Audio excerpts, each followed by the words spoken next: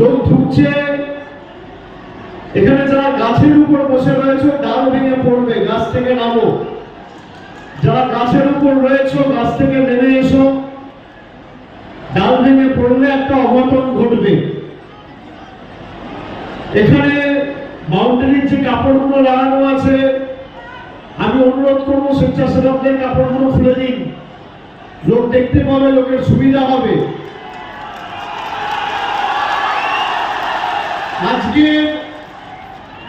বৈষ্ণবনগরের এই জনসভা আপনারা জানেন, আমি তৃণমূলের নবজোয়ার কর্মসূচি করাকালীন মালদা জেলার বিভিন্ন বিধানসভায় গেছি, মানুষের সাথে কথা বলেছি, তাদের মতামত নিয়েছি।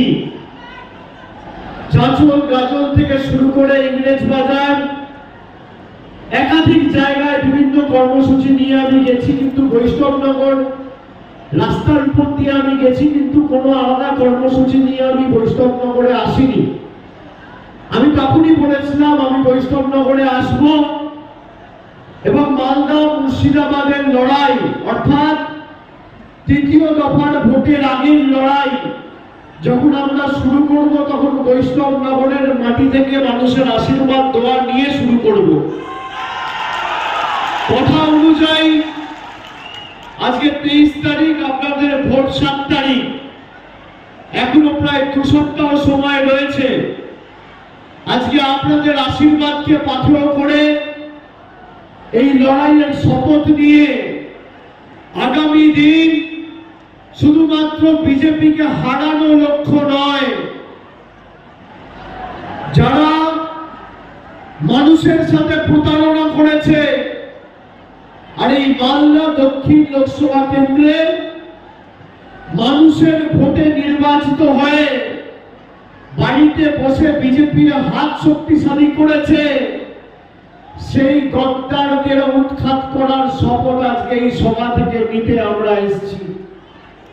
আমি আপনাদের বলবো, গত 5 বছর যিনি সাংসদ ছিলেন মালদা দক্ষিণ লোকসভা কেন্দ্রের, 5 বছরে মালদা দক্ষিণের একটা বুথে একটা মানুষের উন্নয়নের জন্য কোনদিন তিনি লোকসভায় একটা প্রশ্ন তোলেনি, একটা 10 পয়সার কাজ আনেনি, রাজ্য সরকারের সাথে কথা বলতে চাননি, লোকসভায় কোন মন্ত্রীর সাথে কোন নেতার সাথে বাড়তি বৈঠক করে কোভিডের সময় যখন মানুষ অপরিকল্পিত লকডাউনের কারণে বিভিন্ন রাজ্যে আটকে পড়েছিল, তখন মানুষের পাশে দাঁড়িয়ে মানুষের সমস্যা মেটানোর জন্য কোনো তৎপরতা উদ্যোগ নেননি।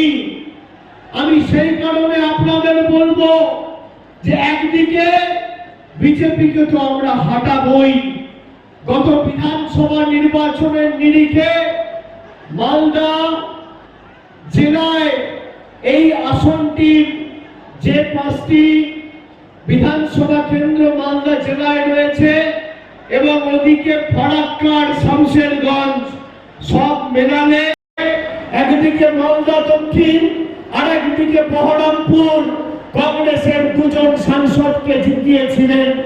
পরবর্তীকালে দিল্লিতে কেন্দ্রীয় সরকারে বিজেপি দ্বিতীয়বার ক্ষমতায় আসার পরে একের পর এক জনবিরোধী সিদ্ধান্ত, মানুষের 100 দিনের টাকা বন্ধ, আবাসের টাকা বন্ধ, রাস্তার টাকা বন্ধ, সিএ করে এনআরসি করে মানুষকে উৎখাত করা, নিপীড়িত, বঞ্চিত, লাঞ্ছিত করে রাখা, অধিকার ছিনিয়ে নেওয়ার বিরুদ্ধে কংগ্রেসের কোন জনপ্রতিনিধি সরব হয়নি।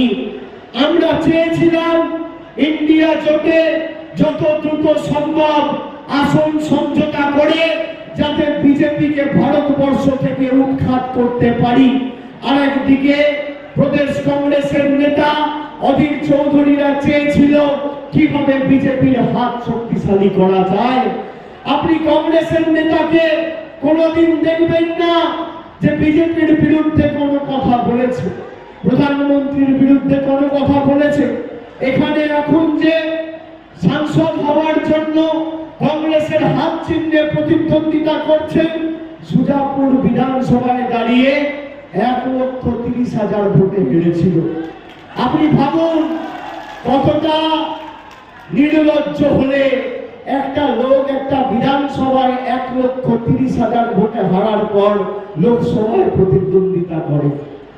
মানুষ তাকে প্রত্যাখ্যান করেছে 1,000, 2,000, 5,000 ভোটে নয়, 1,30,000 ভোটে সুজাপুর থেকে হেরেছে। তারপর তিনি ভোট কেটে বিজেপির সুবিধা করে দেওয়ার জন্য আজকে মালদা দক্ষিণ থেকে লোকসভা কেন্দ্রে লড়াই করছে। আমি মালদার প্রত্যেকটা মায়েদের, দিদিদের, ভাইদের, বোনেদের, সমবয়সী, সতীর্থ, প্রবীণ, নবীন সবাইকে ধন্যবাদ জানাবো। তার কারণ 2021 সালে তৃতীয়বার মমতা বন্দ্যোপাধ্যায়ের সরকারকে প্রতিষ্ঠা করতে যে কটি রাজ্য অগ্রণী ভূমিকা পালন করেছে তার মধ্যে মালদা জেলা অন্যতম। এবং এই মালদা দক্ষিণ লোকসভা অন্তর্গত প্রায় ইংলিশ বাজার ছাড়া বাকি 6টা আসনেই, মুর্শিদাবাদের 2টো আর এদিকের 5টার মধ্যে 4টে, 6টা আসনেই আপনারা তৃণমূল কংগ্রেসকে বিপুল ভোটে জয়যুক্ত করেছিলেন। আমি বলবো এই আশীর্বাদ, দোয়া, ভালোবাসা, সমর্থনের হাতটা যেন অব্যাহত থাকে। আর যাই হোক, আমরা এদের কাছে মাথা নত করিনি আর আগামী দিনও করব না। অনেক চেষ্টা করেছে সিবিআই, ইডি, কেন্দ্রীয় তদন্তকারী সংস্থা, প্যারামিলিটারি ফোর্স, এনআইএ দিয়ে ধমকে চমকে তৃণমূল কংগ্রেসকে দমিয়ে রাখতে। কিন্তু তৃণমূল কংগ্রেস বিশুদ্ধ লোহা। একটা লোহায় আপনি যতবার হাতুড়ি মারবেন, যত আঘাত করবেন, যত পোড়াবেন, যত তাতাবেন, যত প্রহার করবেন, সেই লোহা তত শক্তিশালী হয়। তৃণমূল কংগ্রেসের বিশুদ্ধ লোহার মতো। আমি আপনাদের বলি, এত চেষ্টা করেছে তাও কিন্তু আমাদের দমিয়ে রাখতে পারেনি। আর যাই হোক, আপনাদের আশীর্বাদ সমর্থনকে নিয়ে তৃণমূল কংগ্রেস দিল্লির বুকে যেমন কংগ্রেসের বাংলার নেতারা সমঝোতা করেছে, আমরা আমৃত্যু আপনার সমর্থনকে সামনে রেখে লড়াই করব, বশ্যতা স্বীকার করব না দিল্লির কাছে, আত্মসমর্পণ করব না, মেরুদণ্ড বিক্রি করব না। আমাদের যদি মাথা নত করতে হয়, আমরা সাধারণ মানুষের কাছে করব, খেটে খাওয়া শ্রমিকের কাছে করব, কৃষকের কাছে করব, বাংলার মা ভাইদের কাছে করব, ঈশ্বরের কাছে করব, আল্লাহর কাছে করব, সর্বশক্তিমানের কাছে করব। কিন্তু দিল্লির স্বৈরাচারীদের কাছে, অত্যাচারীদের কাছে, বাংলা বিরোধীদের কাছে, বহিরাগতদের কাছে তৃণমূল কংগ্রেস মাথা নত করবে না।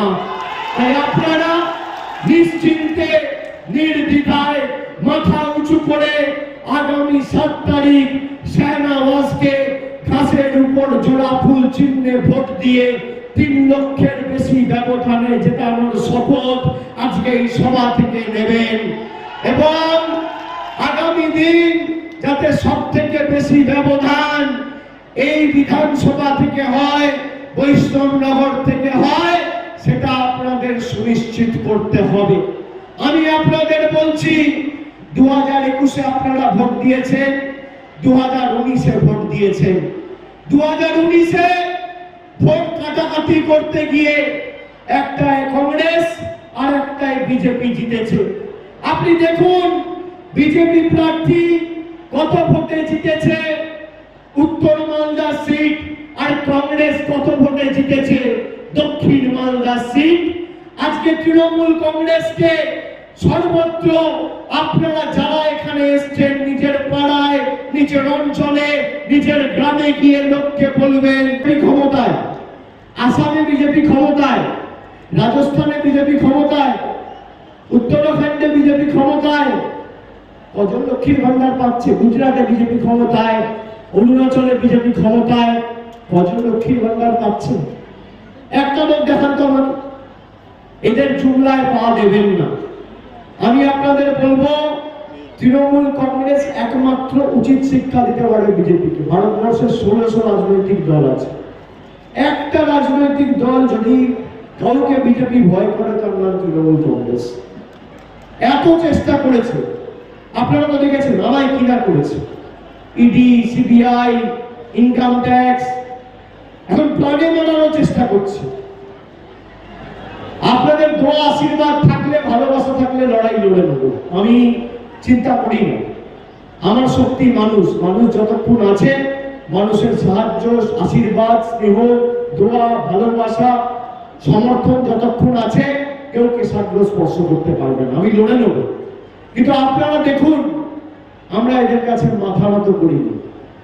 আপনারা শাহনওয়াজকে জেতান, আগামী দিন আর যাই হোক, আপনাদের ভোটের যোগ্য সম্মান তৃণমূল কংগ্রেস যেমন বিগত দিনে রেখেছে, আগামী দিনেও রাখবে, এবং বাংলার মানুষের মাথা নত আমরা করতে দেবো না, করতে দেবো না। আমরা এদের কাছে আত্মসমর্পণ করব না, বশ্যতা স্বীকার করব না, মেরুদণ্ড বিক্রি করব না। আমি আপনাদের বলছি, আমাদের ইস্তাহারে আমরা দিয়েছি, 4 দিন আগে ইস্তাহার প্রকাশ করেছি, যে আগামী দিন নতুন সরকার প্রতিষ্ঠা হওয়ার পরে দিল্লির বুকে প্রগতিশীল ধর্মনিরপেক্ষ সরকার হবে, আর বাংলার এবং দেশের যত গরিব পরিবার রয়েছে প্রত্যেকটা পরিবারকে বছরে 10টা করে বিনা পয়সায় গ্যাসের সিলিন্ডার আমাদের সরকার দেওয়ার ব্যবস্থা করবে। আমরা কথা দিয়ে কথা রাখি, এবং আমি আপনাকে বলছি, এদের পতন শুধু সময়ের অপেক্ষা। এরা বলছে তো, খুব ভাষণ দিচ্ছিল না, আপকি বার 400 পার, কয়েকটা দিন ধরে বেলুন চুপসে গেছে, আর 400 পার বলছে না, এখন বলছে 300 পার। আপনি দেখবেন 15 দিনের মধ্যে সেটা 200-তে এসে ঠেকবে। এরা ক্ষমতায় আসছে না।